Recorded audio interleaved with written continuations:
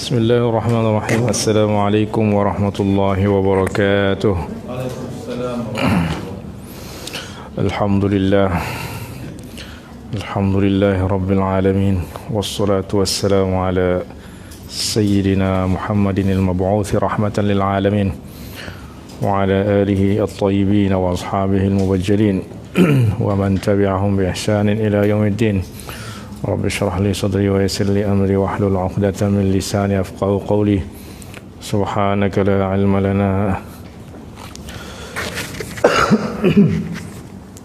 illa ma 'allamtana innaka antal 'alimul hakim. Rabbana atina min ladunka rahmatan wa hayyi' lana min amrina rasyada. Amma ba'd.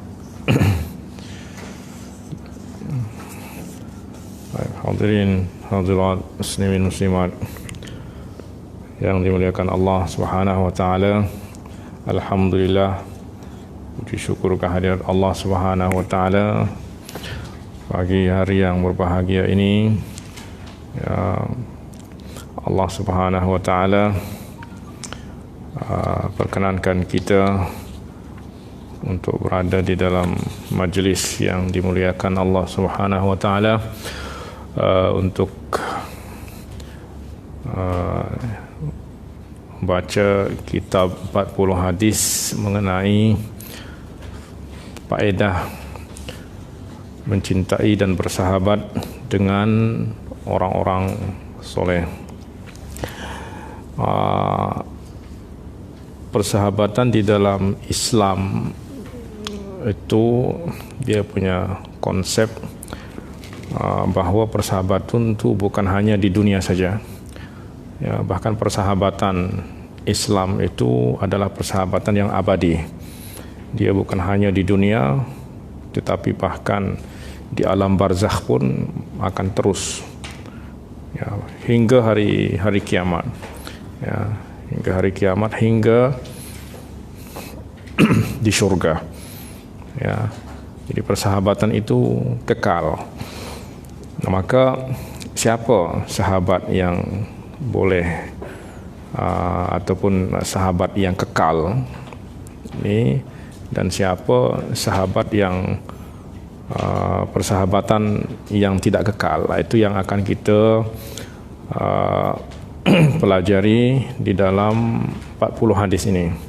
Karena sebahagian sahabat itu nanti dia yang akan, ya, jika kita tak selamat, dia akan selamatkan kita, dia akan masukkan kita ke dalam surga, ya. Tetapi sebaliknya ada juga sahabat yang dia berdoa nanti di kubur pun dia berdoa, ya Allah, tolong jangan beri petunjuk kepada sahabat aku ni yang masih hidup, ya.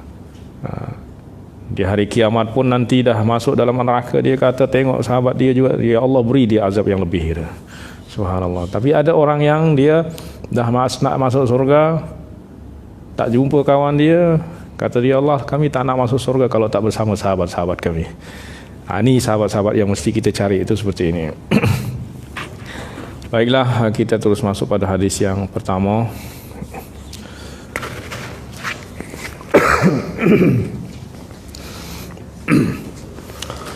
An Abi Musa al-Ash'ari radhiyallahu anhu qala qala Rasulullah sallallahu alaihi wasallam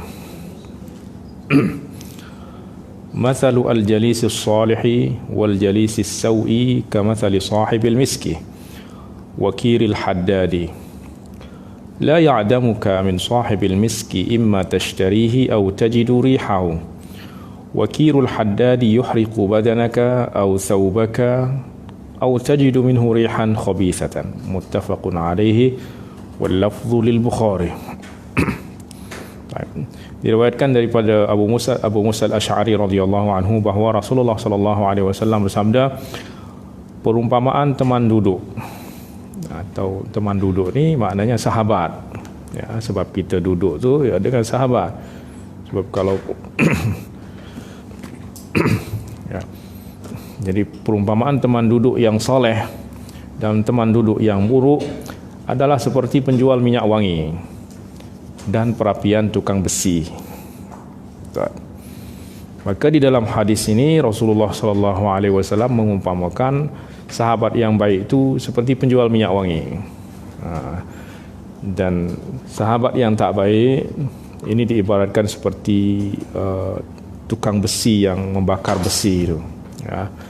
Tapi apa yang berlaku? Kamu tidak akan luput dari penjual minyak wangi. Pertama, untuk membeli minyak wangi darinya atau mendapatkan bau harumnya, bau wanginya. Ya. Kita bersahabat dengan penjual minyak wangi, ya kita boleh beli minyak wangi atau dia akan bagi minyak wangi kepada kita. Atau kalaupun tak dapat minyak wangi, ya kita akan mendapatkan wangi tersebut. Ya. Kita keluar dari tempat dia itu, kita pun akan menjadi wangi. Maknanya tak ada kerugian yang akan kita dapatkan. Ya. Nah, maka demikian juga dengan orang-orang soleh. Ya, kita duduk dengan orang soleh, dengan ulama. Pertama apa yang kita dapatkan? Pertama kita akan dapatkan ilmu.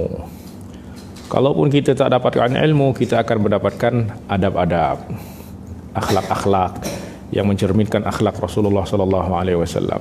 Kalaupun itu tak kita dapatkan, maka kita akan dapatkan keberkahan duduk bersama mereka. Apa keberkahan itu nanti akan disebutkan dalam hadis-hadis setelahnya. Ya, di antaranya adalah rahmat Allah Subhanahu wa taala turun, ya, ketika kita bersama dengan orang-orang soleh. Maka semua yang ada di dalam majlis itu pun akan mendapatkan rahmat Allah Subhanahu wa taala. Jika Imam Sufyan mengatakan inda dzikris salihin tatanazzalur rahmat, jadi menyebut nama orang soleh itu pun rahmat Allah itu turun. Ya, oleh sebab itu di dalam aurat-aurat itu selalu disebutkan tawasul dengan ulama ini, ulama ni, kita bacakan Al-Fatihah kepada ulama ni, kepada ni. Supaya apa? Supaya dengan nama mereka itu rahmat Allah Subhanahu wa taala turun. Kalau menyebut nama mereka je rahmat Allah dah turun, apatah lagi nak duduk bersama mereka, istifadah dengan mereka dan lain sebagainya. Ya, seperti nanti akan dijelaskan pada hadis-hadis yang setelahnya akan datang. Baik. Kemudian, dan perapian tukang besi boleh membakar badan. Kita duduk dengan tukang besi, ya, berhampiran dengan mereka, ya, maka ada beberapa kemungkinan yang akan berlaku kepada kita. Kita akan terbakar, panas, atau kalau badan kita tak terbakar, pakaian kita terbakar. Kalaupun tak terbakar, kita akan mencium bau busuknya, asap daripada besi itu. Maknanya apa? Duduk dengan orang-orang yang tak baik, ya. Duduk dengan orang-orang yang tak baik, pertama namanya akhlak yang tak baik, perbuatan yang tak baik itu ibarat virus, ibarat penyakit yang menular. Dia akan mudah orang itu akan mengikuti. Oleh sebab itu kita lihat orang tu menjadi baik ke tak baik itu oleh sebab kawannya. Kalau awal dia misalnya dia berkawan, bergaul dengan orang-orang yang tak baik, nanti dia pun akan ikut macam tu. Ya, itu dah pasti di dalam kehidupan sosial ni. Ya. Baik. Seperti ini. Jadi kita akrab dengan orang yang tak baik, dengan orang yang banyak berbuat dosa dan lain sebagainya, itu menjadikan kita terbiasa melihat dosa, terbiasa melihat perbuatan yang tak baik. Ya, mungkin awal kita rasa risih, rasa tak selesa dan lain sebagainya, tapi lama-lama terbiasa lihat dia berbuat. Nanti lama-lama jadi rasa sensitif terhadap dosa itu tak ada lagi. Sehingga lama-lama dah terbiasa melihat, nanti lama-lama kita pun akan berbuat. Jika kita dah tak ada rasa sensitif dan lain sebagainya, dah terbiasa, maka ketika kita berbuat itu pun tak akan ada penyesalan. Tak ada rasa menyesal. Lepas tu apa? Berbuat lagi sehingga menjadi kebiasaan, menjadi adat, sehingga menjadi akhlak yang tak baik. Maka Rasulullah sallallahu alaihi wasallam tahu benda ni akan berlaku, ya, sebab itu adalah tabiat, ya, daripada hati manusia yang suka mengikuti, suka meniru dan lain sebagainya. Maka daripada awal Rasulullah sallallahu alaihi wasallam kata pilih teman yang baik. Ya, duduk dengan teman yang baik. Sebab apa? Sebab itu akan sangat berkesan kepada akhlak kita. Ya. Oleh sebab itu kita punya anak pun kita jaga jangan bergaul dengan kawan yang seperti ini. Sebab dah pasti walaupun kita di dalam rumah tu ajarkan dia macam ni, tapi kalau dia berteman dengan orang yang tak baik, kita akan kalah. Sebab dia akan lebih suka meniru apa yang dikatakan oleh, apa yang diperbuat oleh kawannya. Maka itu hadis yang pertama. Mungkin saya tak akan baca syarah yang ada di sini. Ya, saya akan syarah terus, dan mungkin nanti kalau nak syarah tambahan, ya boleh dibaca syarah yang di sini. Ya. Itu hadis yang pertama. Yakni Rasulullah SAW menuntun kita supaya kita memilih kawan daripada orang-orang yang soleh. Ya. Kerana berkawan dengan orang-orang yang soleh ini juga di samping kita dapatkan keberkatan, ilmu dan lain sebagainya, kita akan merasakan ketenangan hati, kedamaian, kebahagiaan. Ya tak? Bahagia tak kita berkawan dengan orang-orang baik itu? Bahagia. Coba kawan kita ni selalu menyakiti kita, ucapan dia tu pun tak boleh dia jaga. Tersiksa kita ni nak berkawan dengan dia. Ya, maka berkawan dengan orang baik itu adalah merupakan sebahagian daripada kebahagiaan manusia. Baik, hadis yang kedua. An Abi Hurairah radhiyallahu anhu qala Rasulullah sallallahu alaihi wasallam, "Ar-rajulu ala dini khalilihi, falyanzur ahadukum man yukhalilu." Ya, diriwayatkan oleh Imam Tirmizi. Diriwayatkan daripada Abu Hurairah bahawa Rasulullah sallallahu alaihi wasallam bersabda, seseorang itu berada di atas atau mengikut kepada agama temannya. Agama di sini yang dimaksud din. Ya, din itu bukan hanya agama Islam, Nasrani dan lain sebagainya, tapi yang dimaksud dengan din di sini mencakup agama, akhlak, kebiasaan, perbuatan, perilaku. Itu masuk di dalam kata din di sini. Ya. Maknanya dia akan mengikut perangai temannya, perilaku temannya dan lain sebagainya. Ya, oleh sebab itu di dalam pepatah Arab mengatakan as-sahibu sahibun. As-sahibu sahibun. Ya, as-sahibu sahibun. Sahib itu adalah kawan. Sahibun itu menarik. Jadi dia akan menarik. Jika dia orang baik, maka dia akan menarik sahabat dia kepada kebaikan. Jika dia tak baik, maka akan menarik kawan dia kepada perbuatan yang tidak baik. Sama ada dia tarik dengan perbuatan atau dengan hal dia, ya, dengan contoh yang dia berikan, ya.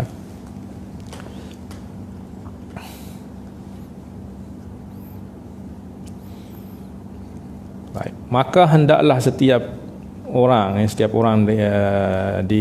daripada kalian, setiap kalian melihat siapa yang menjadi temannya. Ya, kalau tadi di awal hadis itu menjelaskan bahawa teman yang baik itu kita akan dapatkan kebaikan, yang tak baik itu kita akan dapatkan sesuatu yang tidak baik. Maka dalam hadis kedua ini Rasulullah SAW perintahkan kita kembali pilih, ya, falyanzur, tengok dulu nak berkawan dengan siapa. Sebab seperti ini, ya, hati itu mudah terkesan, ya tak? Tengok dengan satu kata kebaikan tu hati boleh tersenyum, satu kata yang membuat dia sedih dia boleh menangis dan sebagainya. Satu perbuatan yang mulia tu boleh jadikan dia bahagia, boleh jadikan dia tertarik, ya, dan seterusnya. Nah, maka kerana hati ini memiliki tabiat mudah terkesan, dan semua akhlak, perbuatan, akhlak, sifat tu akan bermula daripada kesan-kesan ni. Ya, oleh sebab itu persekitaran itu sangat penting di dalam kehidupan kita, persekitaran yang baik. Ya, bi'ah ataupun environment yang baik itu sangat penting sekali. Ya. Nah, maka Rasulullah SAW kerana tahu bahawa hati ini mudah terkesan, maka hendaklah dia mendapatkan kesan-kesan yang baik. Ya. Sebab apa? Sebab kalau kita bergaul, berteman, akan ada dua kemungkinan. Kita akan terkesan oleh dia sehingga kita mengikut dia, atau dia yang akan terkesan oleh kita sehingga dia ikut kita. Siapa yang hati dia lebih kuat, dialah yang akan dapat memberikan kesan kepada kawannya. Ya. Nah, maka kita ni, hati kita ni, kalau dia masih belum kuat dengan keimanan, hati ni masih belum bercahaya dengan cahaya keimanan yang kokoh, ya, maka dia akan mudah terkesan oleh yang lain. Tetapi jika dia dah kokoh, dah bercahaya iman dia, tak akan goyah, dan dia punya standard, dia punya ukuran di dalam nak tahu mana yang baik dan tak baik, ya, dan dia punya prinsip untuk berpegang kepada kebaikan tu, tak akan goyah. Dia berkawan dengan siapapun okey. Oleh sebab tu kita tengok ada orang yang dia tak berdakwah di masjid, tak berdakwah ada apa, dia pergi di mana, di kelab-kelab, di tempat-tempat maksiat, dia datang ke sana. Dia datang ke sana. Sebab apa? Sebab dia dah punya hati yang kokoh, yang kuat, hati dia dah hidup, sehingga dia boleh menghidupkan hati yang mati. Maknanya memberikan kesan kepada hati-hati, memberikan cahaya kepada hati yang gelap. Tapi kalau hati kita gelap ataupun masih cahaya itu masih redup-redup ni, bersinar padam, nanti masuk ke tempat yang gelap terus padam semuanya. Terus ikut gelap. Maka mesti ini diibaratkan, hati yang seperti ini diibaratkan hati yang masih sakit. Kalau hati yang sakit tu maknanya seperti kita lagi sakit tu, kita diasingkan di mana? Hospital. Di sana doktor tak boleh jumpa, ni tak boleh jumpa, hanya boleh jumpa dengan siapa? Dengan apa? Dengan doktor dan nursery, kemudian siapa, dan mungkin satu orang yang jaga. Bahkan orang nak ziarah pun ada time-timenya. Tak boleh. Sebab apa? Sebab memang dia masih ada peluang mudah dia terkena oleh virus-virus dan lain sebagainya. Tapi kalau dia dah sihat, keluar sana nak buat apa pun, nak bertemu dengan siapa pun demikian. Maka hati ni pun demikian. Ya, hati ni ketika dia masih lemah, ya, diasingkan dulu. Tak boleh berjumpa kecuali dengan orang-orang baik, dengan orang-orang soleh dan lain sebagainya, sehingga dia dapatkan kesalehan. Kalau hati ni dah hidup, dia boleh nak berjumpa dengan siapa tu, berdakwah dan lain sebagainya, ya. Maka ini ibarat saya contohkan ni seperti saya seperti jadi jiwa yang hidup dan jiwa yang mati ataupun yang sakit itu diibaratkan seperti ikan di laut. Ikan di laut, ya. Air laut tu rasa dia apa? Asin. Baik. Ikan di laut tu rasa dia apa? Tawar. Kenapa? Baik. Tengok.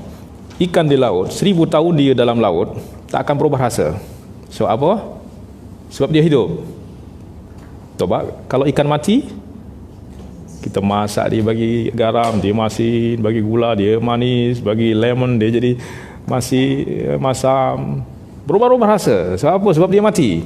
Hati ni pun kalau dia mati, berjumpa dengan orang baik dia baik, nanti berjumpa dengan tak baik berubah jadi tak baik, berjumpa dengan pencuri jadi pencuri, berjumpa dengan penipu jadi penipu. Jadi berubah-ubah. Sebab apa? Sebab dia tak punya, hati dia tu tak punya kekuatan, tak ada kehidupan, sehingga dia boleh diwarnai dengan siapa dia berjumpa, ya. Maka pada tahapan ini orang mesti pilih siapa yang menjadi sahabat dia. Yang kedua, bahawa siapa yang menjadi sahabat kita ini menunjukkan siapa diri kita sebenarnya. Identiti kita itu boleh diketahui dengan siapa kita berkawan. Maknanya apa? Seorang arif mengatakan, kulli man tusahib aqul laka man anta. Bagi tahu aku kawan-kawan kamu, aku tahu siapa kamu. Apa? Maknanya apa? Kalau kamu berkawan dengan orang-orang baik, itu maknanya kamu orang baik. Sebab mungkin tak, ya, orang yang jujur selesa bersahabat dengan penipu. Boleh tak dia duduk dengan penipu? Tak boleh. Ya, tak boleh. Ya. Maka orang soleh tak mungkin dia merasa bahagia, merasa selesa kecuali duduk dengan orang-orang yang soleh. Ya. Orang yang tak baik duduk dengan orang soleh tu tak boleh duduk lama. Ya, tak boleh duduk lama. Ya, dia akan gelisah. Ya. Dan maka siapa kawan kita itu menunjukkan siapa kita sebenarnya. Jika kita orang baik, maka tak akan berkawan kecuali dengan orang yang baik. Ya.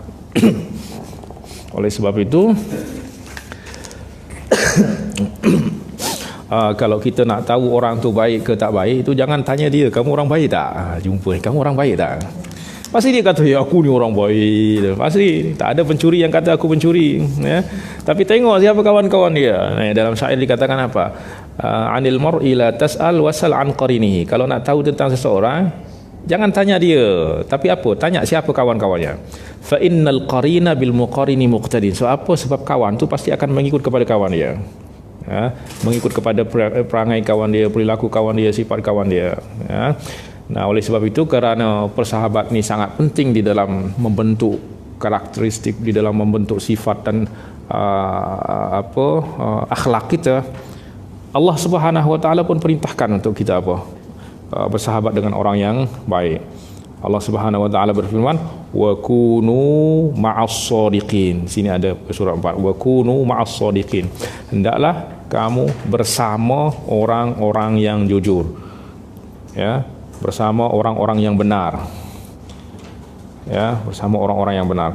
Kenapa Allah tak perintahkan kita wa kunu shadiqin, jadilah kamu orang-orang yang benar, tapi Allah perintahkan kita bersamalah dengan orang-orang yang benar, orang yang jujur. Kenapa tak perintahkan terus jadi orang yang jujur? Sebab apa?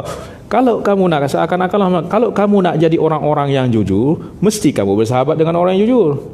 Nak jadi orang-orang yang soleh, mesti bersahabat dengan orang soleh. Ya, nak jadi kita nak jadi ulama, apa yang kita buat? Berkawan dengan mestilah kita datang duduk dengan para ulama. Nak pandai berniaga, apa yang kita buat? Mesti kita berkawan dengan orang yang pandai berniaga. Ini adalah kaedah di dalam kita hidup ni. Nah, maka kalau kita nak jadi orang yang soleh, mestilah kita bersahabat dengan orang-orang. Sebab apa? Kesolehan mereka tu akan membantu hati kita untuk menjadi soleh. Itu hadis yang kedua. Kemudian hadis yang ketiga, An Ibn Abbas radhiyallahu anhuma qala qila ya Rasulullah ayyu julasa'ina khair, qala man dhakkarakumullahu ru'yatuhu wa zada fi ilmikum mantiquhu wa dhakkarakum bil akhirati amaluhu, rawahu Abu Ya'la. Jadi hadis pertama menjelaskan tentang apa kesan daripada orang yang baik. Kemudian yang kedua, suruh pilih kita diperintahkan untuk memilih kawan yang baik. Jadi soalan saya, siapa kawan yang baik itu? Apa standar kita nak mengetahui bahawa orang tu yang mesti kita jadikan sebagai sahabat tu, apa ukurannya kan? Dan siapa orang yang terbaik, yang best untuk jadi kita duduk bersama dia? Nah, maka di dalam hadis ini dijelaskan, diriwayatkan daripada Ibnu Abbas bahawa Rasulullah sallallahu alaihi wasallam ditanya, "Qila ya Rasulullah, wahai Rasulullah, siapakah teman duduk yang paling baik?" Siapa teman duduk tadi? Teman duduk soleh, pilihlah sahabat. Tapi siapa sahabat yang paling baik ni? Sahabat baik banyak, tapi yang paling baik ni, yang best itu ada tiga ciri. Ya, ada tiga ciri. Yang pertama adalah orang yang jika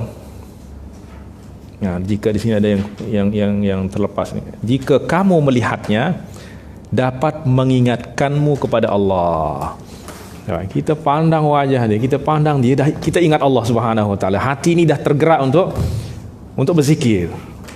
Ulama-ulama, para wali-wali Allah Subhanahu wa taala, ahli zikir itu, kalau kita tengok subhanallah, kita tengok je, kita subhanallah, la ilaha illallah. Itu baru kita tengok dia, belum lagi kita duduk, belum lagi kita dengar kalam-kalamnya, ya.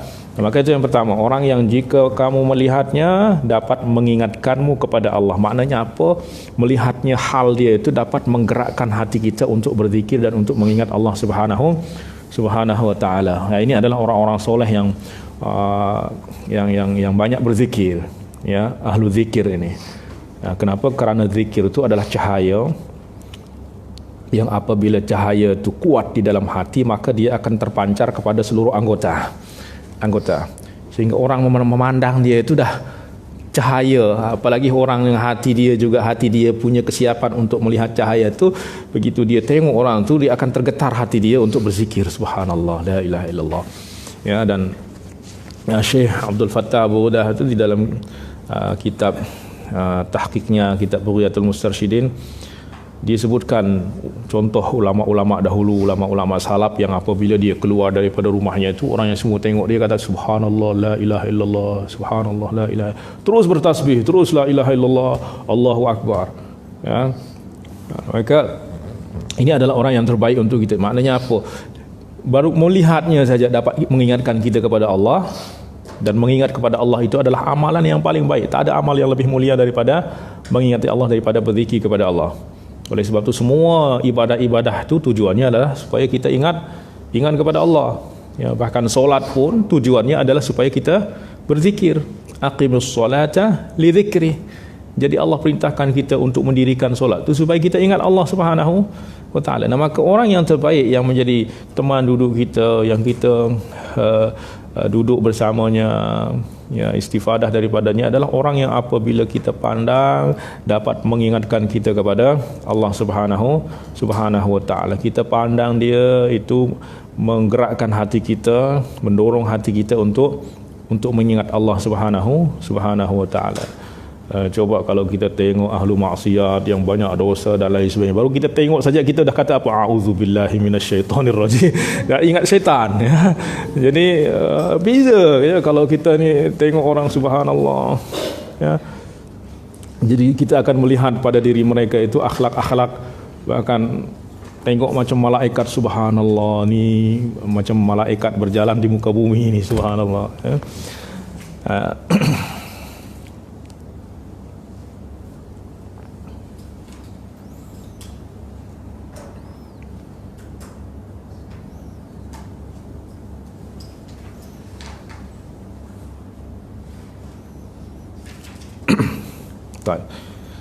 Ciri yang kedua, wazada fi ilmikum mantiqhu. Ucapannya dapat menambah ilmumu. Kalau tadi kita pandang hati ni tergerak untuk berzikir. Yang kedua, kita dengar kalamnya, ilmu kita bertambah. Ya. Maka sifat ni ada pada ulama, ya. Ulama yang memang, ya, kalam dia adalah pasti adalah ilmu. Sebab para ulama itu dia akan pertimbangkan setiap ucapannya itu tak akan dia ucapkan kecuali dengan hikmah, dengan pertimbangan apakah betul ke tak betul dan lain sebagainya, ya. Bukan macam kita ni cakap je tak tahu apa yang kita baik ke tak baik, ke bermanfaat ke tak bermanfaat, yang penting kita cakap. Kalau mereka kalau tak bermanfaat dia diam, ya. Jika bermanfaat dia ucapkan, ya. Sebab dia hadirkan raqib atid itu yang tak ada satu huruf pun tak akan ada yang terlepas, semua tertulis, ya. Bahkan suara kita dalam tidur itu pun tertulis tu, ya, tertulis. Kemudian nanti akan dipilih mana ucapan yang baik, mana yang tak baik, mana yang sia-sia, itu akan ditimbang kemudian nanti di hari kiamat tu, ya. Nah, maka para ulama ni yang dimaksud adalah, ya, bukan orang yang hanya sekadar banyak ilmu, ya. Jadi yang dimaksud dengan ulama itu bukan orang yang banyak ilmu, banyak hafaz ilmu, bahkan bukan banyak hafaz Al-Quran. Yang dinamakan dengan ulama itu adalah yang mengamalkan ilmunya, iaitu apa? Amal dia sama dengan ucapan dia. Sebab ramai orang ucapannya macam ni, perbuatannya macam, ucapannya seperti malaikat, perbuatannya seperti syaitan. Jadi orang nanti nak ikut yang mana? Nak ikut syaitannya ke malaikatnya? Jadi ulama itu mesti ucapan dan perbuatannya sama, ya, ucapannya dan perbuatannya sama. Oleh sebab tu Imam Malik mengatakan laisal ilmu bi kathratir riwayah walakinnal ilm bima umil. Ilmu itu bukan dengan banyaknya riwayat, dengan bukan banyaknya hafazan, ya, tetapi ilmu itu adalah yang diamalkan, ya. Ilmu itu adalah yang diamalkan. Sebab ilmu yang tak diamalkan tu maknanya nothing. Sama seperti lampu ni. Bila kita katakan ada lampu ni, kalau dia menyala, kalau dia ada apa? Kalau kita switch on, kalau tak switch on, tak ada, gelap, ada lampu tapi tak ada cahaya. Ya macam tak ada. Maka ilmu tu adalah cahaya. Dia dikatakan ilmu apabila dia bercahaya. Maknanya cahayanya itu adalah amal. Ya, maka orang inilah yang apabila dia duduk tu akan mendapatkan ilmu kepada duduk dengan dia, kita dengar kalamnya, itu akan menambahkan ilmu kepada kita, maknanya akan memberikan cahaya ke dalam hati kita yang akan menuntun, yang akan memberikan petunjuk kepada kita kepada Allah Subhanahu wa taala. Jadi yang dimaksud dengan ilmu ni adalah yang membawa kita mendekatkan diri kepada Allah. Tapi jika ilmu tu menjauhkan kita daripada Allah, itu bukan ilmu. Man izdada, Rasulullah sallallahu alaihi wasallam bersabda, man izdada ilman walam yazdad hudan, barang siapa yang ilmunya bertambah tapi petunjuk tak bertambah, maknanya tak makin dekat kepada Allah, lam yazdad minallahi illa bu'da. Maknanya apa? Ilmu itu makin menjauhkan dia daripada Allah. Maka itu bukan ilmu, kata Rasulullah. Itu yang kedua. Ya. Jadi ucapannya dapat menambah ilmumu. Ini ciri ini ada pada ulama daripada orang-orang yang soleh. Ya, sekali lagi ulama itu adalah yang mengamalkan ilmunya. Sebab jika yang dimaksud dengan ulama itu adalah yang banyak menghafaz ilmu, maka Google tu lebih alim lagi daripada kita. Dialah ulama yang sebenar. So apa kita tanya dia boleh jawab. Apa kita cari ada semua di sana. Ya, tapi tak boleh dikatakan ulama, bahkan tuntut ilmu daripada Google pun tak boleh. Ya, kecuali kita punya asas yang kuat untuk menambah wawasan, saqafah, ya, bukan untuk cari ilmu. Maka ilmu itu adalah yang diambil daripada pewaris Nabi sallallahu alaihi wasallam. Ya, pewaris Nabi sallallahu alaihi wasallam adalah ulama. Ya. Baik. Kemudian yang ketiga, wa dzakkarakum bil akhirati amaluhu. Kemudian ciri yang ketiga adalah amalnya dapat mengingatkanmu kepada akhirat. Kita tengok amalnya, subhanallah, kita teringat akhirat. Ya, sebab apa? Sebab amal mereka semuanya adalah amal akhirat. Ya. Buat tengok duduk dengan ahli dunia yang memang pikiran dia tu hanya makan, minum, duit saja. Apa yang akan kita dapati? Pasti kita akan semakin mencintai dunia ini dan melupakan akhirat. Tapi duduk dengan orang-orang yang memang amal dia adalah amal akhirat, itu akan mengingatkan kita kepada akhirat. Macam mana amal siapa? Amal orang yang amal, apakah maksudnya di sini adalah orang yang tengok solatnya, baca Qurannya? Bukan, tu amal ni mencukup semua amal aktiviti kita di dalam kehidupan tu. Ya. Makannya pun dapat mengingatkan kita kepada akhirat. Sebab apa? Sebab bagi dia tu tak ada amal dunia lagi dah. Tak ada amal dunia. Semuanya amal akhirat. Dia makan, dia tidur pun, dia kerja pun, pergi ke ladang ke sawah, itu semuanya adalah ibadah. Jika dia niatkan sebagai ibadah. Ya. Jadi sehingga cara makannya pun cara yang dah diajarkan oleh Rasulullah sallallahu alaihi wasallam, ya. Sehingga kita akan melihat, ya, akan teringat kepada akhirat, ya. Ya, artinya mereka ini adalah orang-orang yang dah boleh merubah semua amal dia, aktiviti hidup dia untuk menjadi amal akhirat. Ya. Makan sama seperti kita, tak ada beza. Ya, bahkan makan sama, minum sama, tidur sama, bekerja sama, berniaga sama, tak ada beza. Tetapi ada di balik tu semua yang membezakan, iaitu apa? Bahawa mereka berbuat tu dengan niat ibadah. Ya, sebab apa? Makan. Ya, kalau kita makan, ya, yang penting perut kenyang, dah selesai urusan dah. Ya, bahkan doa pun lupa, sebelum makan pun doa lupa, lepas makan pun doa lupa. Ya, jadi yang penting perut kenyang, dah habis urusan. Kalau mereka tak, ya, semuanya pertimbangannya adalah untuk ibadah. Jadi setiap makan tu dia kata, kalau tak makan, manusia ni dia ada jasad ni perlu pada makan, dan kita beribadah tu dengan jasad kita. Ya, roh tu beribadah dengan jasad. Kalau jasad ni tak dibagi macam kereta, tak dibagi minyak, boleh jalan tak? Tak boleh. Maka jasad ni tak dibagi makan minum, tak boleh beribadah. Ya, cubalah kalau nak solat, aku tak nak makan, aku nak beribadah je. Ya, lepas tu 2 hari tak makan. Boleh tak datang ke masjid? Boleh tak nak berdiri untuk solat tu? Tak boleh. Lutut bergetar, nak runtuh, perut pun dah. Lepas tu Allahu Akbar. Boleh tak nak khusuk kata Allah? Mulut mungkin kata Allahu Akbar, tapi hati mengatakan ayam bakar. Hati dia sebab bayang dah lapar. Lapar tu tak boleh kita nak halau. Jadi dia niatkan apa? Aku makan supaya boleh ibadah. Makan supaya boleh pergi cari nafkah. Makan supaya boleh bantu orang lain. Makan supaya boleh kerja dan lain. Maka semuanya akan menjadi ibadah. Bahkan setiap butir nasi yang kita makan tu jadi pahala. Subhanallah. Pahala semua kebaikan. Ya, minum pun demikian.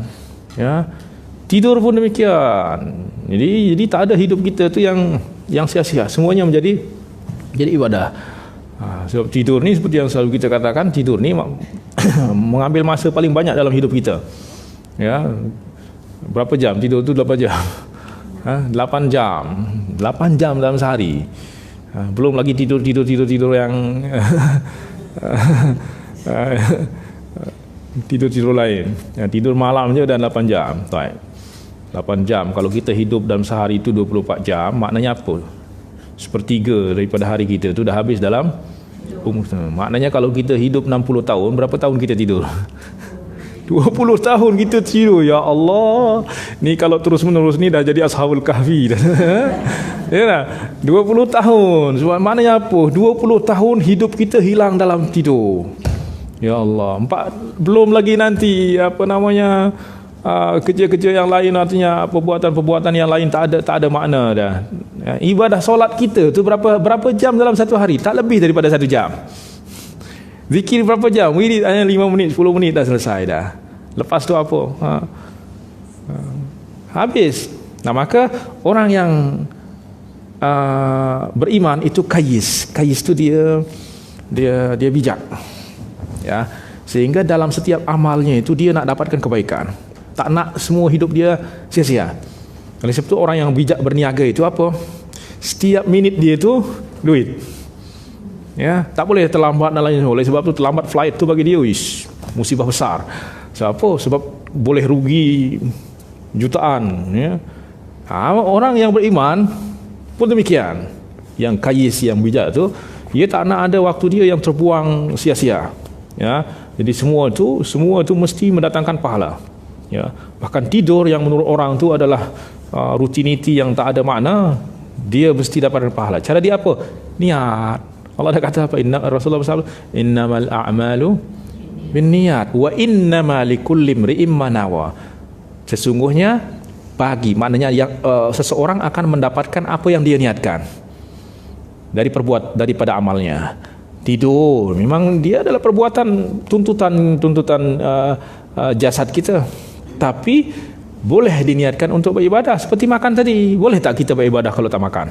Kalau tak tidur? Tak boleh juga. Kalau mengantuk, kita nak beristighfar ataupun kita nak solat, mestinya kita baca Al-Fatihah. Ya, ternyata baca qasidah pula. Sebab apa? Sebab tak sedar. Tak sedar. Baca Al-Fatihah, baca qasidah. Sebab apa? Tak sedar. Dah mengantuk sangat. Ya, maka mesti tidur. Maka kerana tidur ni adalah sesuatu yang mesti dilakukan, baik aku niatkan supaya apa? Niat tidur supaya nanti boleh solat. Ya, boleh kerja juga. Kalau tak tidur, kerja pun tak boleh. Ya, datang office terus tidur. Datang bos terus marah. Ya, terus di off kan. Ini semua. Maka tidur mesti kita niatkan untuk beribadah, sehingga semua hidup kita tu benar-benar wa ma khalaqtul jinna wal insa illa liya'budun. Ya kan, kita boleh merealisasikan ubudiyah di dalam hidup kita. Sebab khalaqtul jinna wal insa itu maknanya beri dia hidup tu 24 jam. Maknanya 24 jam tu mesti menjadi ibadah. Macam mana? Ya, mungkin dengan jasad kita tak boleh, tapi dengan niat. Ya, dengan niat. Itulah sebab Rasulullah bersabda, niatul mu'mini khairun min amalihi. Niat orang mukmin itu lebih baik daripada amalnya. Sebab niat kebaikan dah dapat pahala walaupun tak dia buat.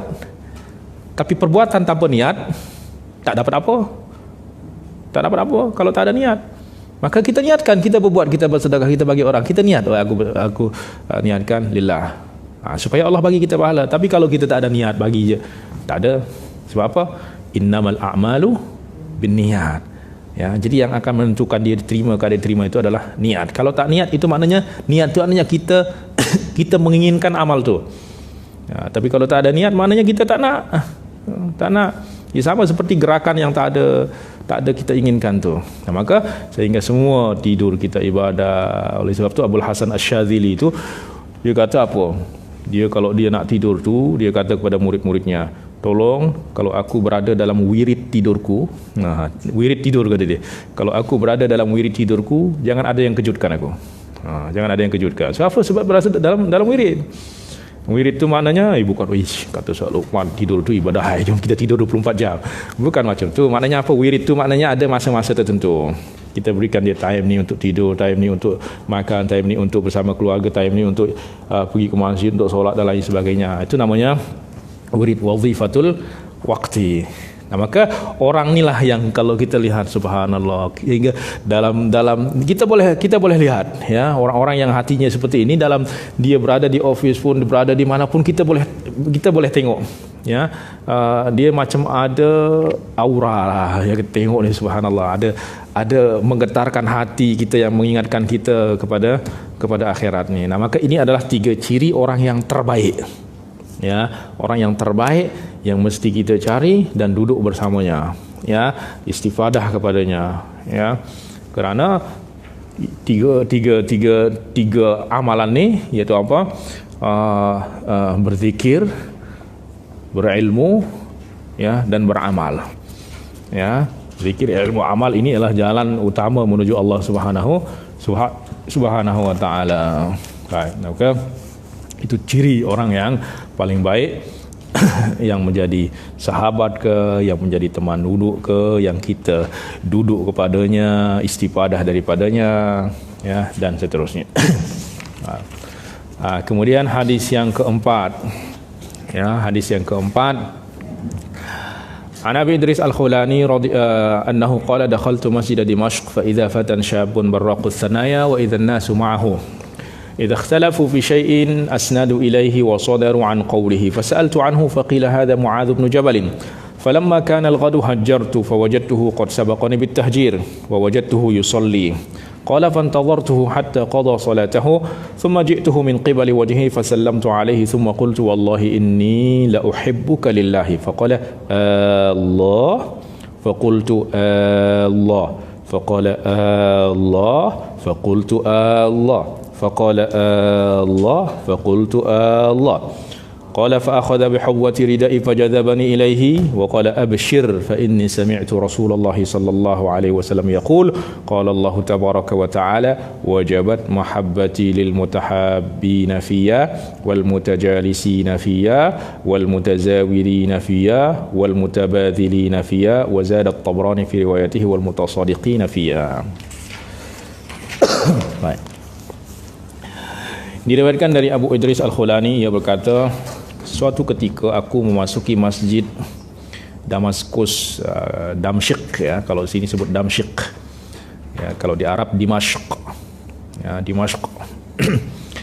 Ternyata di dalamnya ada seorang pemuda yang bergigi putih berkilau. Mereka kata itu sebab jika dia bercakap tu macam giginya itu bersinar-sinar, berkelip-kelip, ya, berkilau. Apabila orang-orang yang bersamanya berselisih pendapat, maka mereka mengembalikan kepada pemuda itu, ya, maknanya mereka akan bertanya kepada pemuda itu, ya, tentang masalah yang mereka perselisihkan ni, dan menerima pendapatnya. Maknanya apabila pemuda itu menyampaikan pendapatnya, semua orang terima, ya, semua orang terima. Lalu aku bertanya tentangnya. Abu Idris nak tahu siapa orang ni, pemuda ni siapa, kata dia, ya. Lalu ada yang menjawab dia adalah Muaz bin Jabal radhiyallahu anhu, sahabat Rasulullah sallallahu alaihi wasallam yang memang masih muda. Keesokan harinya aku bergegas, yakni segera menuju masjid pada waktu yang sangat awal. Hajartu itu maknanya pergi ke masjid pada waktu yang awal, maknanya sebelum azan zuhur tu dah tiba di masjid.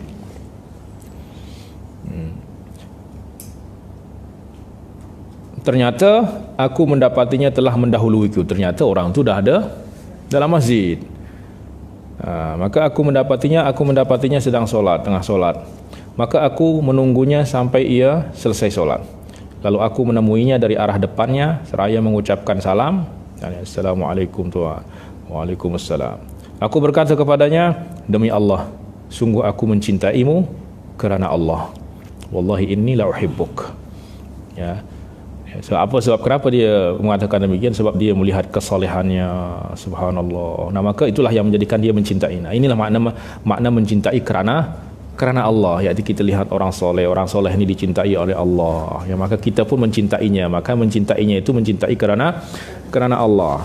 Ya, itulah makna mencintai kerana Allah. Dia katakan, demi Allah, aku mencintaimu kerana Allah. Sungguh mencintaimu kerana Allah. Akhirnya dia bertanya, tengok muka dia, Allah, benarkah kerana Allah? Sebab dia nak pastikan, ya, sebab orang ni ketika dia mengatakan cinta tu ada sesuatu yang dia nak. Ya, selalu dia dekat kepada orang tu, selalunya dia ada yang dia harapkan daripada orang tu. Nah, maka dia katakan Allah, faqultu Allah, ya, kerana Allah. Allah, benarkah kerana Allah kau cintai aku, bukan kerana kau nak sesuatu daripada aku? Qultu Allah, ya benar kerana Allah. Sampai 3 kali dia bertanya macam tu. Ya, lepas dia pastikan bahawa benar-benar cintanya kerana Allah Subhanahu Wa Taala, tak ada nak sesuatu apapun yang dia, tak ada matlamat dan lain sebagainya. Maka Abu Idris berkata, kemudian dia menarik ujung serbanku dan menarik diriku ke arahnya. Dia tarik aku kepadanya. Lalu ia berkata, bergembiralah, abshir, ya, bergembiralah.